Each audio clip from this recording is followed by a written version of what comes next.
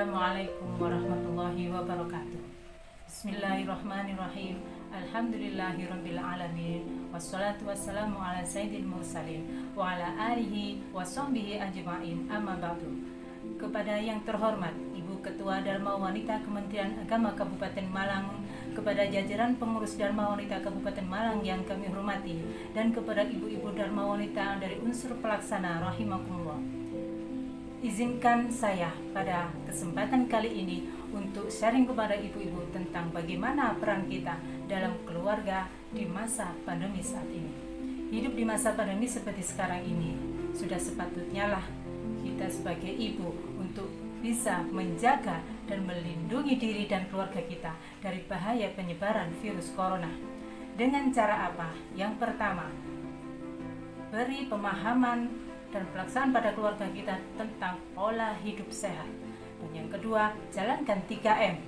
Yang ketiga, menjalankan atau meningkatkan imunitas keluarga kita.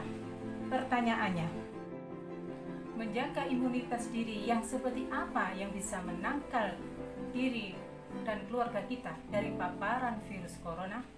Apakah dengan memberikan asupan yang bergizi, ataukah dengan memberikan asupan yang sudah sesuai dengan kesehatan, terdiri dari unsur 4 sehat 5 sempurna? Apakah itu saja sudah cukup? Saya kira tidak, karena hal tersebut hanya akan berefek untuk meningkatkan kesehatan fisik kita, meningkatkan imunitas jasmani kita saja. Sedangkan untuk rohani kita bagaimana? Sementara dalam diri kita terdiri dari 2 unsur, yakni unsur jasmani dan unsur rohani.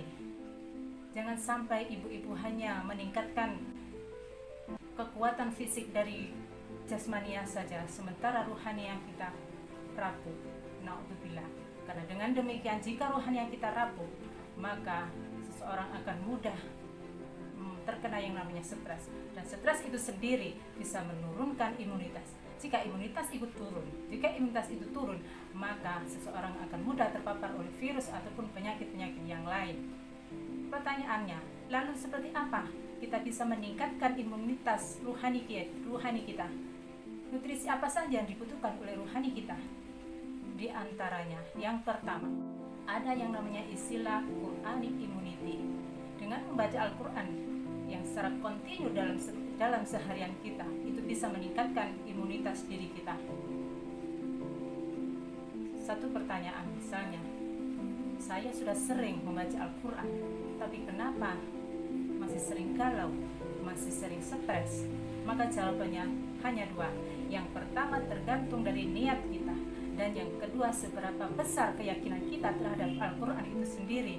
Karena efek dari membaca Al-Quran yang kita lakukan secara kontinu itu bisa meningkatkan ketenangan, menjadikan ketenangan batin kita dengan ketenangan pikiran kita, dan itu berefek meningkatkan imunitas pada diri kita. Karena Al-Qurannya sudah jelas, wa nunazzilu minal Qur'ani ma huwa syifaa'un wa rahmatun lil mu'minin, bahwa Al-Quran itu di dalamnya mengandung obat atau penawar dan membawa rahmat bagi orang-orang yang beriman. Dan yang kedua, perbanyaklah berzikir, perbanyaklah istighfar. Dengan banyak istighfar, seseorang akan mudah mencari solusi dari permasalahan-permasalahan yang dia hadapi. Apalagi seperti saat pandemi seperti sekarang ini, banyak sekali permasalahan-permasalahan yang muncul yang diakibatkan dari dampak virus corona ini. Secara logikanya, jika seseorang itu pikirannya tenang, hatinya tenang, maka dia dengan mudah untuk mendapatkan yang namanya problem solving. Dan yang ketiga, tingkatkan sholat, perbanyak sholat sunnah. Karena dengan sholat, hati kita juga menjadi tenang. Jadi ketika terapi ini adalah bersifat atau berefek menenangkan.